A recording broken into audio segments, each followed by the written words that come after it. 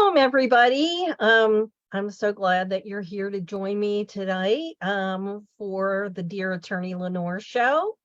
I am here with my co-host and producer, Pamela Elaine Nichols, a gifted artist, speaker, and amazing coach. And tonight we're going to talk about divorce stress and how to make it less. And I'm hoping that we have some questions from the participants, as well as some other questions I'm happy to answer that were presented earlier. And I'm sure that the information is going to be helpful to someone. So thank you. Yeah. Yes. Glad to be here with you, Lenore. And just for everyone who's listening, I'm going to ask the Dear Attorney Lenore questions of Attorney Lenore. Then she's going to answer them. As she said, if you have questions that you want her to answer on this topic, divorce stress, you can put them in the chat, and you can start it with Dear Attorney Lenore and then write your question out. If I see it in the chat, I will read it, and she'll answer those questions. Of course, many times we found people have follow-up questions. You can ask those, you can keep asking as many questions as you need to ask as we go along. So we're going to start with the first question of the Dear Attorney Lenore show. So we're going to ask our Zoom master to put that up. All right, stressing over the divorce process. Dear Attorney Lenore, I'm contemplating divorcing my wife, and the thought is taking a significant toll on me. The stress is overwhelming, and it's affecting my work. My biggest stress is not knowing what the divorce process is. Can you help me better understand so I have a clearer mind and more resilience? Sincerely, overwhelmed. Wow. Well, Wow. Divorce is a stressful process. It really, it's life altering, and of course it's weighing heavily on you. So in terms of divorce, it can vary from state to state. Now I practice in Pennsylvania, so I can talk to Pennsylvania law, but a lot of other states are similar. But I would suggest first that knowledge is power. And so I think it's important for you to have a consultation with an attorney just to best understand what the divorce laws are, what is going to be considered in the divorce process, what the assets are going to be, what the debts are going to be, what might be the outcome. They can't guarantee that. Then I'd also suggest that you go talk to a mediator or a collaborative attorney who can explain that process to you, because in that process, you have control over how the assets and debts and custody and things like that are processed. But it is helpful to know what the law is. And so that would be the two-step process that I would suggest is talk to a lawyer and talk to a mediator, a collaborative law attorney, so that you know how you can do this in a more peaceful way where you're going to be in control as opposed to the courts being in control. But basically, the divorce process is you file paperwork to request that the bonds of matrimony are broken. There are different time periods that you have to wait. And then your case kind of goes in several different directions in the court system. There's you go down the path of dividing your assets and debts, and that could be, depending on what state you are, again, it could be equitable distribution or community property state where everything is 50-50, and they will decide what's marital property and what's not. You'll go down the path of support. That could be child support, spousal support, and alimony. And then you'll also, if there's children involved, then you go down the path of custody and how you would be sharing parenting time and what factors are considered within the court system with regard to that. And so you're going to be splintered if you go into the court system, and it's an adversarial system. And that means that each of you are gearing up to fight the other one to get the best deal possible. You are not working together collaboratively to see how it is best to divide your assets and debts for the benefit of the family as a whole. That's the mediation process or the collaborative law process. So that is the process I certainly would highly recommend that in the end you go towards, if it's possible for you and your spouse to work together to divide your assets. But again, knowledge is power. So get as much information as possible. So we have a follow-up question in the chat, Attorney Sure. Lenore, to this. And the chat says, Dear Attorney Lenore, is there any way to get a divorce with court-appointed attorney and mediators? Court-appointed. No, not court-appointed attorneys. Okay. There are, in some states, if you're low income, there are legal aid attorneys that could possibly help you navigate certain things, mostly custody. There are, at least in Pennsylvania, there are court-appointed mediators for custody to help you mediate your custody case before you get to the custody master or conciliator. Not all counties in Pennsylvania, but a lot of counties in Pennsylvania have those court-appointed mediators. And each county is a little different in how they utilize that. But for actually dividing marital property, debts, and assets, at least in Pennsylvania, I do not know that they have court-appointed attorneys. Other states, maybe, I'm not sure. Okay. If you're just now joining us, you're watching the Dear Attorney Lenore show. We're talking about divorce stress. We know that you're all here because you're curious and you have questions, and maybe you also have a little bit of stress. We're here to help you understand how to deal with divorce stress. Attorney Lenore is going to give you some strategy, some insight, some wisdom, so that maybe you can stress less over the divorce process. So if you have a question, feel free to put it in the chat. Dear Attorney Lenore, ask your question, and then I'll read it to her. We do have a follow-up to that, again, Attorney Lenore, and it is, my spouse is dependent. We are immigrants. How would it be handled? Would Hague Convention comes, when Hague Convention comes here? I'm not sure what that latter part means, but how would it be handled since they're immigrants? That's a good one. That's a good one. So because I do not practice immigration law, I would say that you should speak with an immigration attorney. But generally, as long as you are a resident, at least in Pennsylvania, of 6 months or more, you can process the divorce in Pennsylvania. And I think that could be even if you're an immigrant. Now, the Hague Convention really deals with, that from my experience, more about if there's issues with children going to other countries and not being returned to the United States based on custody agreements. But again, I don't practice immigration law. And so I think in that situation, it would be best for you to talk to an immigration attorney. There are some immigration attorneys that actually practice family law in addition to immigration. So you might find somebody like that who has knowledge in both areas of the law to help you out that way. Okay.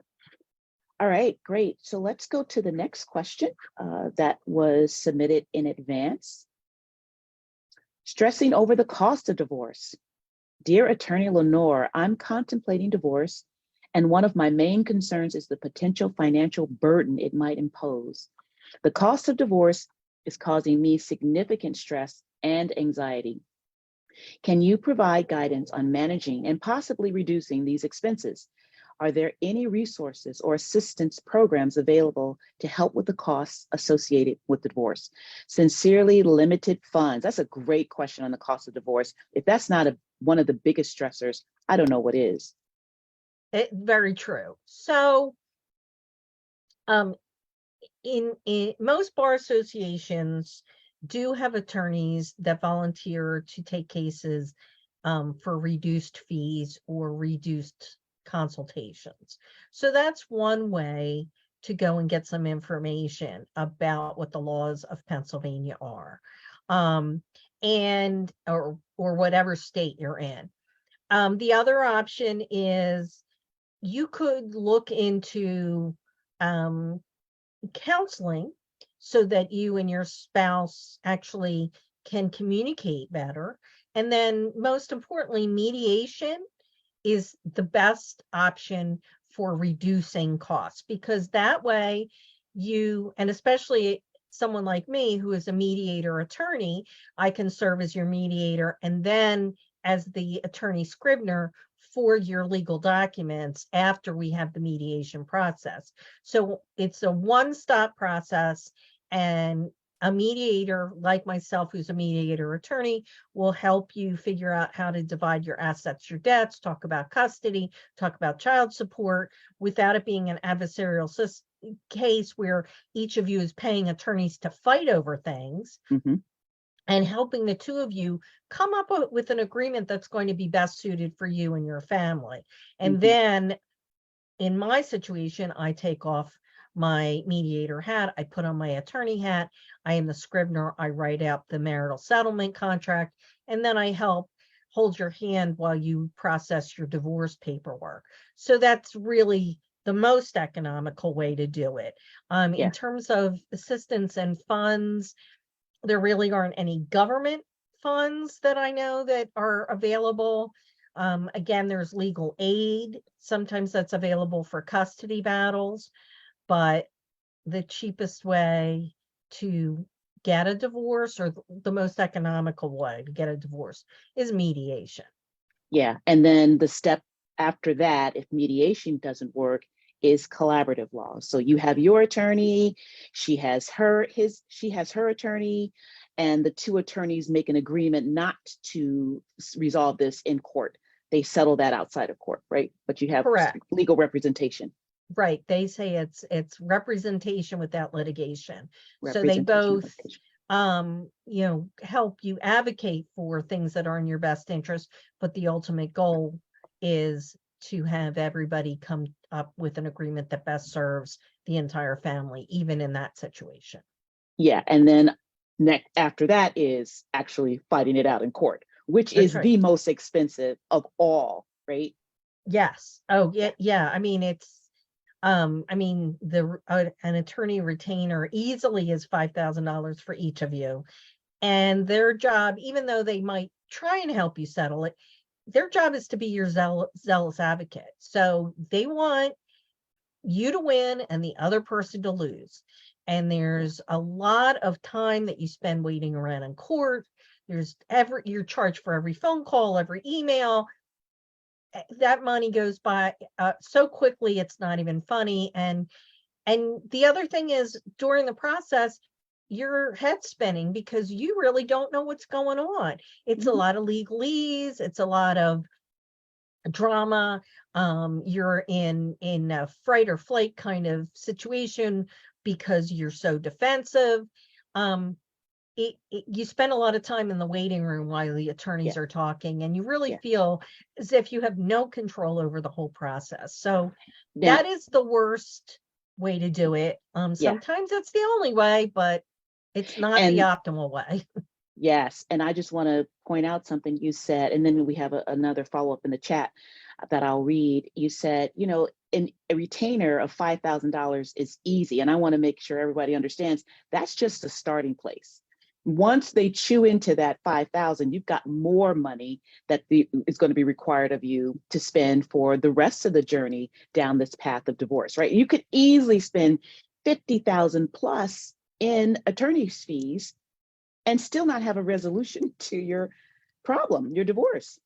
It easily, and you know, and they charge for everybody that touches your case. It's not just the attorney, it's the secretary, it's the paralegal, it's the copies.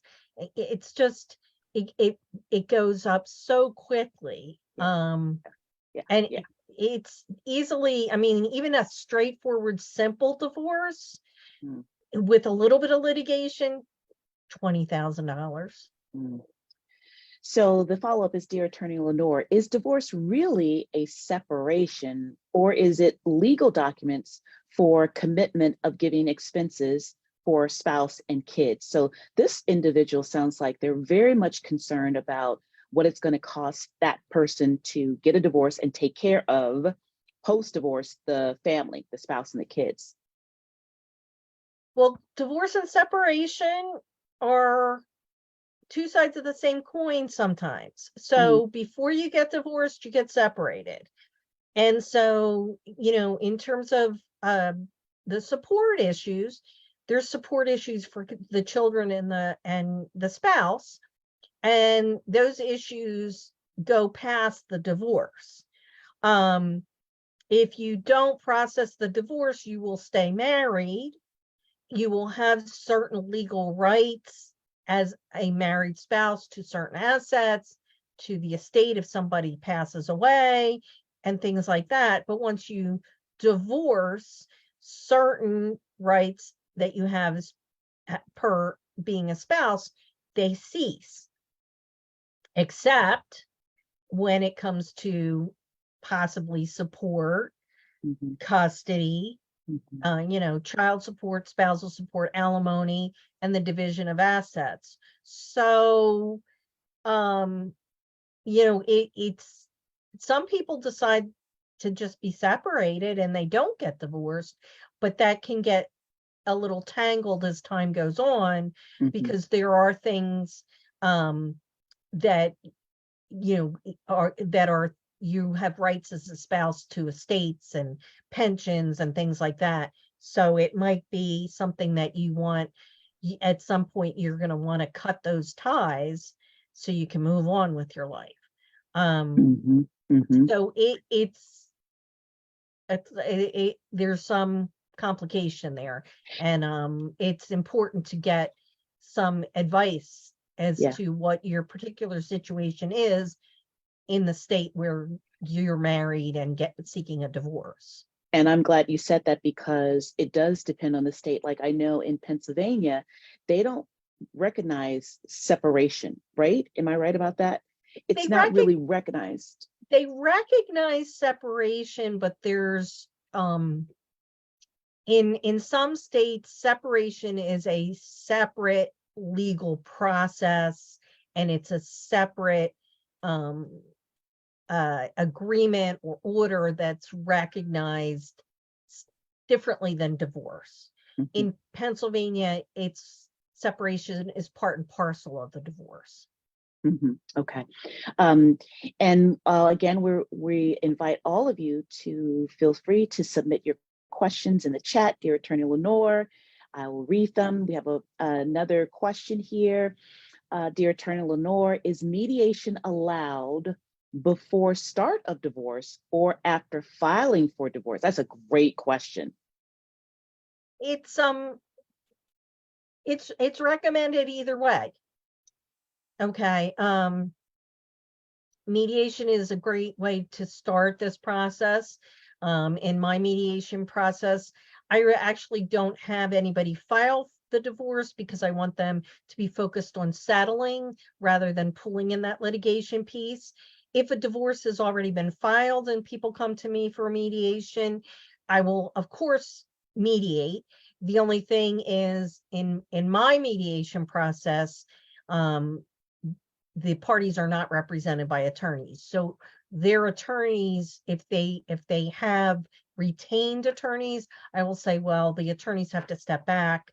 They can't be part of the mediation process. Mhm. Not every state is like that. That's just how it is for me in Pennsylvania with the mediation process. But mediation is allowed, you know, before, during, and even after divorce.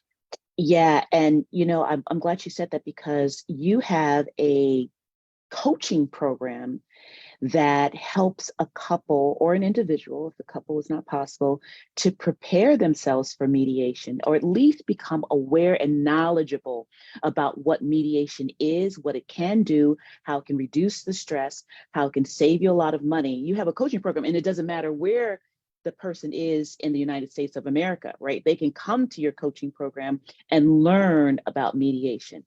And I'm going to put divorce done different. I'm going to put your email in the chat for all of those of you who are curious about mediation, not sure what it is, not sure if it's a benefit to, could be a benefit to you and your family.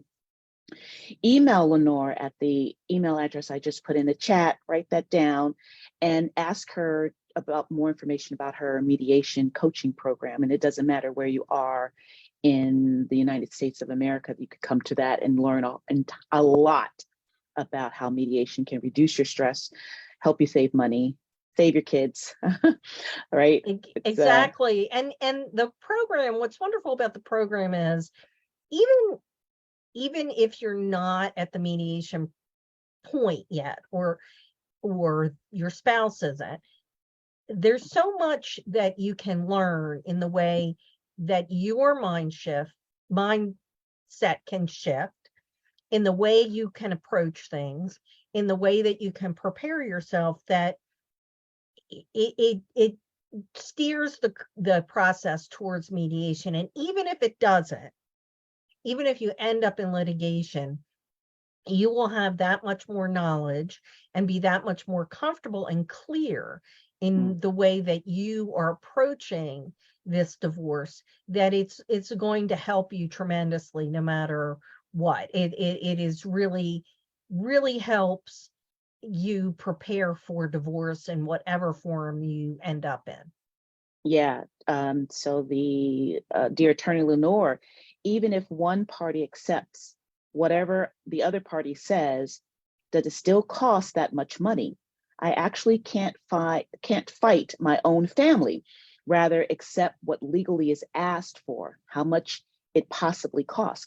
And this is a great question for, sounds like somebody who's ideal to mediate their situation rather than fight it out in court, because the word fight right there, you're right, you don't want to fight. There is an alternative to fighting where you still Yes. have a voice in the matter, right? Yes. And I mean, some people come to me as a mediator and say, we know what we want to do.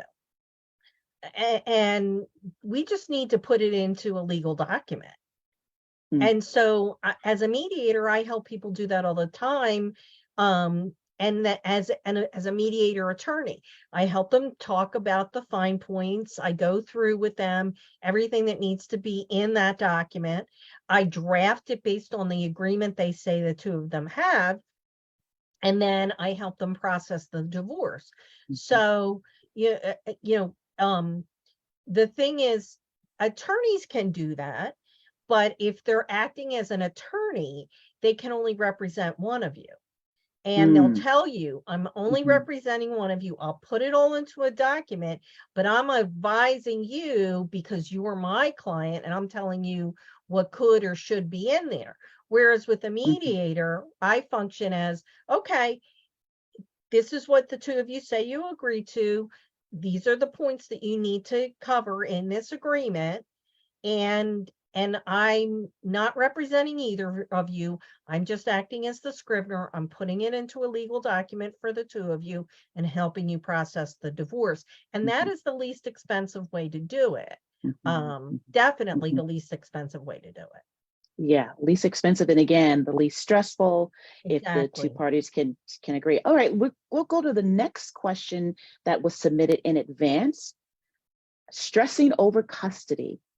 Dear Attorney Lenore, I'm contemplating divorce, and my greatest concern is the well-being and custody of our two young children. The thought of a potential custody battle fills me with dread and anxiety. Can you provide insight into how custody decisions are typically made and any advice on navigating this emotionally charged issue to ensure the best outcome for my children? Sincerely, worried mom. Wow. I completely understand. Well, first of all, you and your spouse are the ones that are most competent to make these decisions, Mm, even though the two of you are not in the best place. And, going into court, you are handing the keys to your kingdom over to a stranger in a black robe who doesn't know your children, doesn't know you, and is going to make a decision on how the two of you are supposed to parent. And you know, there's general schedules that most courts follow. And sometimes it's spending more time with one parent, or sometimes it's spending equal time with the parents. And it's all, based on generalities. Um, they do look at the specifics of each case, but in those situations, what's happening is each party is cherry picking the best part of their case and cherry bombing the worst part of the other person's case, and it's really not a good picture. And truthfully, generally, kids love both parents, and mm, generally the kids want to spend time with both parents, and the kids are the ones that are doing all the work.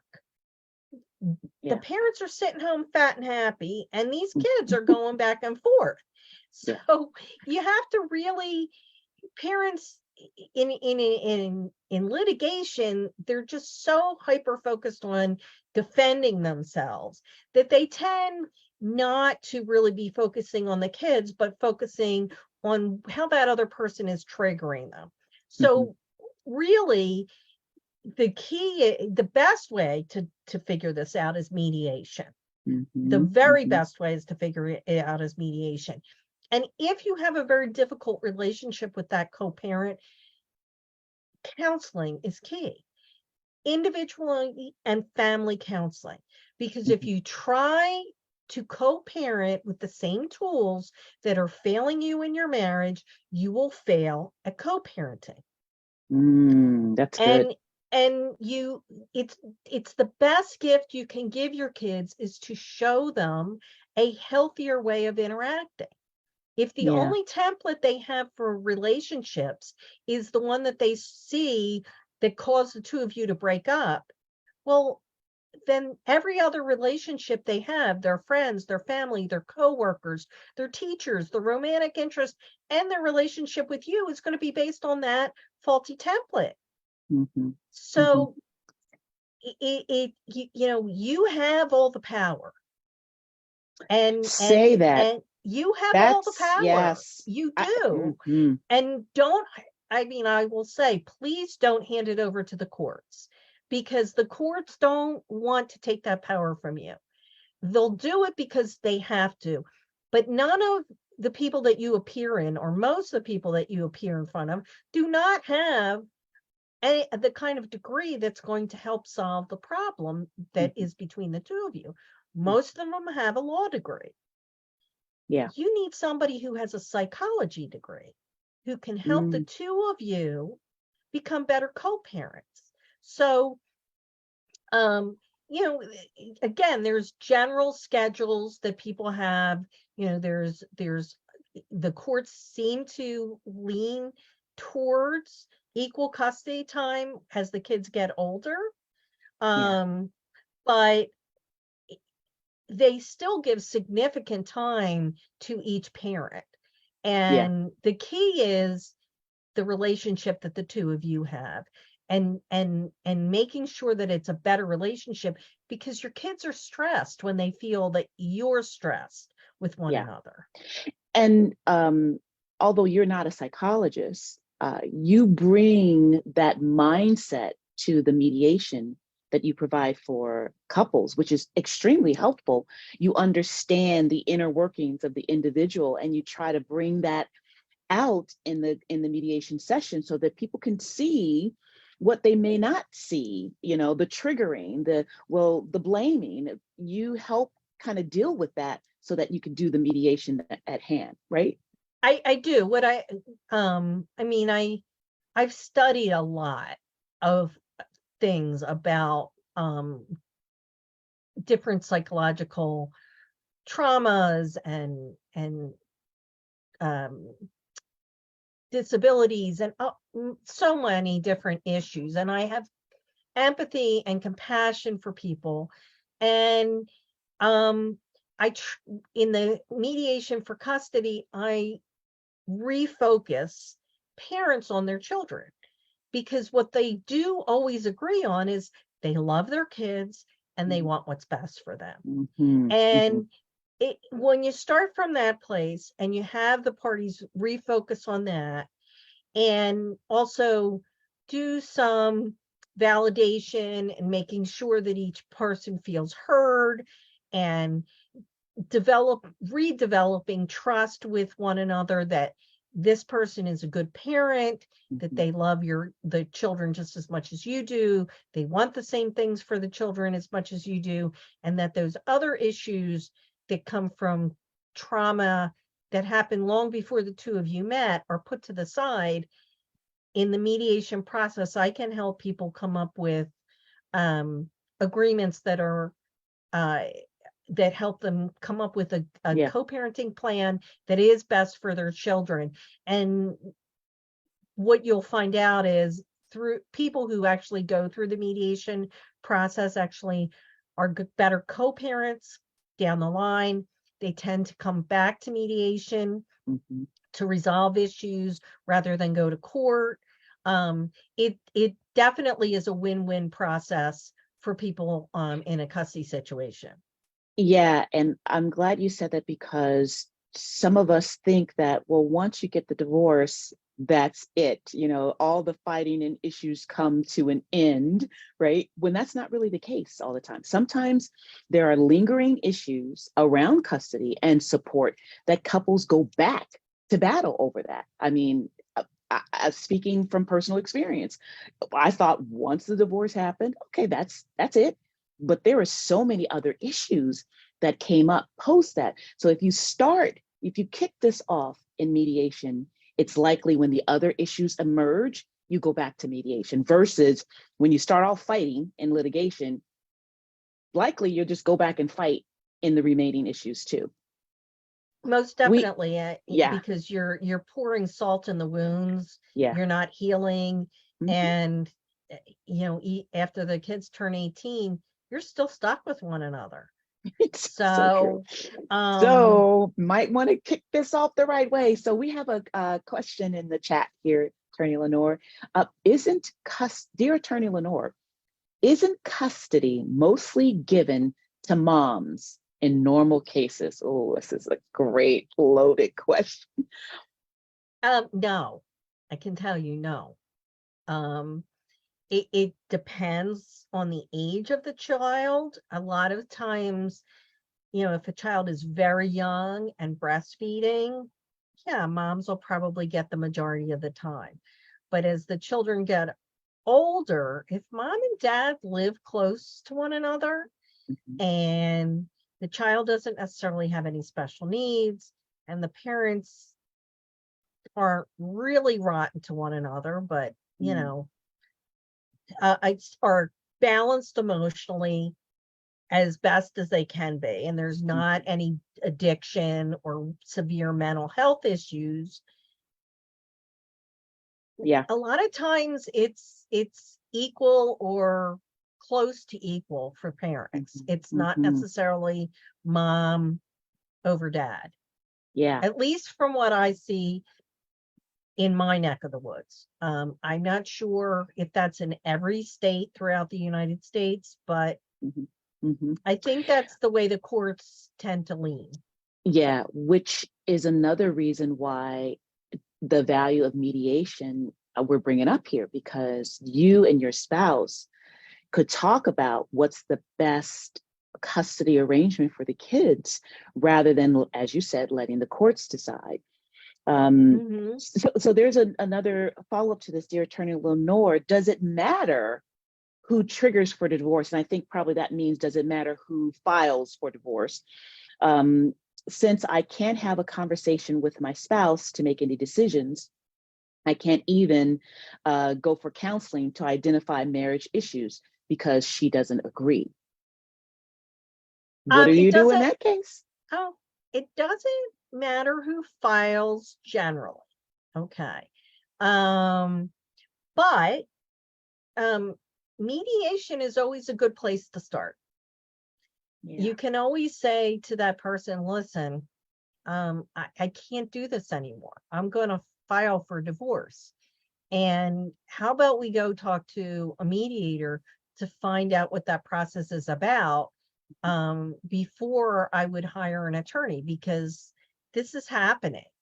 Yeah. Um, and I think um, people are going to avoid the inevitable as long as they possibly can. But once you say that and take the first steps, they have to go along with it. Hmm. So I think that is definitely the best way to start, is say, Yeah. look, I can't. I mean, you can certainly try and go to marriage counseling. You and see if you can talk through it. I certainly know a lot of people that do that, and if they come to an agreement that their marriage isn't working through couples counseling, they actually are rather well suited for mediation. But some people can't do that process. But I think if that's how you feel, you say, okay, that's it. I can't do this anymore. And I found this mediator. Do you want to go find out what mediation is about? Or Hmm. do I have to file for divorce Yeah. and get lawyers? Yeah. Yeah. All right. We're going to go to the next question that was presented in advance. And those of you who are joining us live, feel free to ask your questions in the chat and I'll read them to Attorney Lenore. Stressing over a negative co-parent. Dear Attorney Lenore, I'm currently going through a divorce, and co-parenting with my soon-to-be ex-wife is proving to be incredibly challenging due to her negative attitude and seemingly intentional efforts to make things difficult. How can I effectively navigate this situation and ensure that the best interests of our children are prioritized? Do you have strategies or recommendations for managing a difficult co-parent during and after the divorce process? Sincerely, feeling tortured. Okay. Mm, Well, yeah. I would say the best thing to do is to go to individual and family counseling.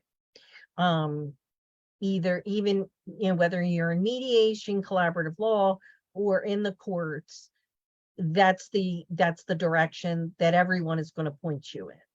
Mm, Um, because you don't have the tools to have a better relationship with one another.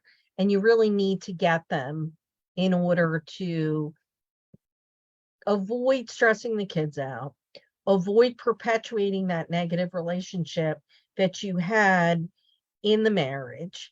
You need professional help, and that's the place to get it, is individual and family counseling. So I would say, and even if your co-parent doesn't want to go to family counseling, if you get individual counseling yourself, yeah. your therapist can give you different tools Yeah. to respond in a different way to that person, and that in and of itself can change the dance Game changer. steps. Yes. So, Yeah. counseling individually, together, however you can do it, that's the best way that you can learn a different way to co-parent, and learn how to respond to your children in a better way too, so that they Mhm. don't feel that tension and negativity between the two of you. Um, that is the place to find it. Certainly not in the courts. And Yes. mediation will help you talk it through, but it won't. It there's not enough that can happen in mediation to completely change that trajectory. Counseling is the place to go. And I want to emphasize what you said, that even if your spouse does not want to go to counseling, even if your spouse is blaming you, you're the problem in this relationship, in this situation, and I'm not going anywhere with you, you can still go and get the help, strategies, resources that you need to help this situation. I totally 1000% agree with that. Sometimes we just want the other person to do better, go get help, right? We want that person to do that. But as you said, if you get it, you can change that entire dance step. I think that is such an important point. I don't want it to get lost in all of the details that we're sharing here. Go get what you need to make this work, or Yeah. to make things work a little bit better, less stressful. All right, we have another question from earlier. So let's go to that one.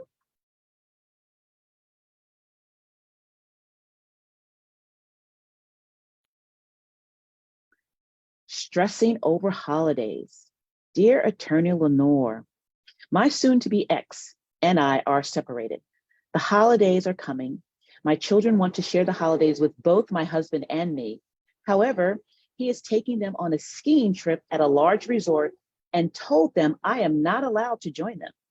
He says he doesn't think it's the best idea. The kids are very upset about his dogmatic position. I'm sad and angry that he gets to decide what he thinks is best for our children during the holidays. Sincerely, feeling left out. Well, generally, if you have a custody schedule that you've agreed to or that has been put in place by the courts, you've decided who gets what holiday and for what portion of time. Okay. So they may be within their rights to do that.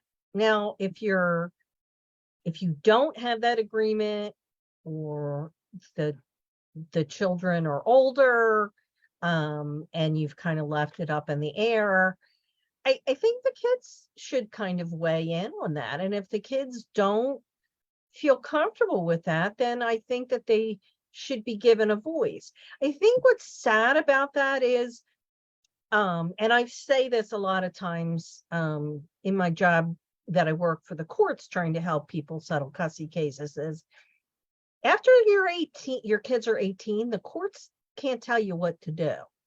You're on your own. So what are you going to do when it comes up to a marriage and college or birth of a child or engagement or graduations? What do you want that to look like? Do you really still want your children to feel like they're caught in the middle and they have to make a choice? I mean, that's an awful thing to do to your kids, to make them feel they have to make a choice between two of the most important people in their lives. You know, what that person is that's saying, you know, they don't think it's a good idea. You're asking your kids to constantly straddle a chasm and be the, you know, do the shuttle diplomacy between the two of you. And it's not fair to your kids to do that. Your kids should feel that they can be with both of you. And I know that doesn't always happen, but you're not only are you shortchanging your kids, you're shortchanging yourself, because, you know, what's good for the goose is good for the gander. Then that means some point there's going to be a holiday or a big event and you're not going to be included. So what do you want? You really have to think long and hard. What do you want the rest of your life to look like with your kids? Do you want it to be that, you know, you only get to see your grandkids half the time because the two of you can't stay in the same room? Because that's what you're setting yourself up for. And it's a shame, because you got together, you saw this was a person that you wanted to have children with. This is a person you thought was going to be a good parent. And what kind of a message are you giving your children? That half of their DNA is defective because you don't want to be in the same room with them? How's that going to sit with your child the rest of their life? Are you really setting your child up to be successful? Or are you just asking them to carry your emotional baggage with them the rest of their life? It really is very unfair. And so I think for something like that, I don't think that is, that's really a shame, because your kids are either going to have to give up a big ski trip or not spend the holiday with a parent that they love. That parent is really being selfish in my mind. And to avoid those kind of things going forward, mediation. If you had mediated things, if you had started laying the foundation for trust and going forward in a different way, separate, but still being co-parents in a healthy way, you probably would not be in that situation. Lenore, you want to share just for a few seconds, a few moments about your mediation coaching program? And we'll put up that slide. Again, so there's two things that I can help you with if you would like. I'm happy to schedule a 60-minute consultation with you at a discount for $100. And you can reach me through divorcedonedifferently.pa@gmail.com.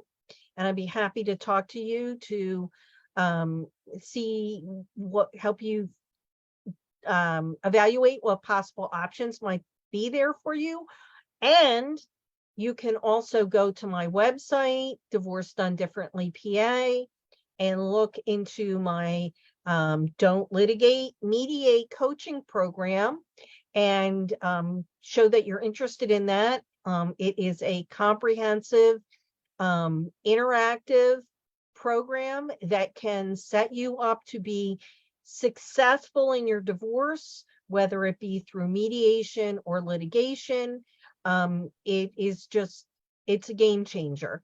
And, I would love to try and help everybody who is going on this painful journey to do it in a way that is just not going to cause you more pain and damage and hurt.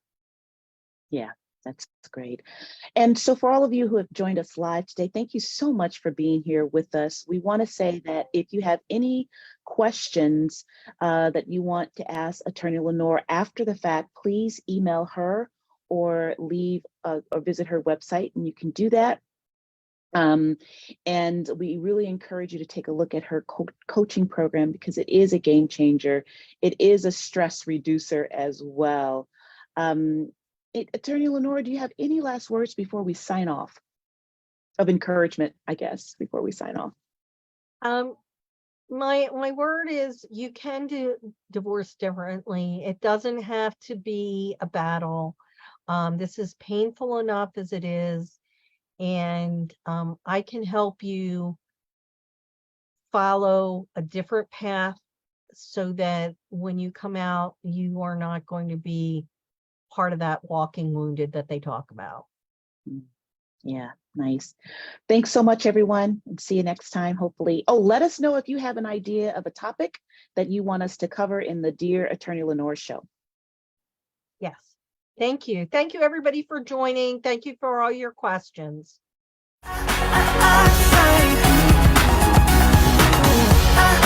I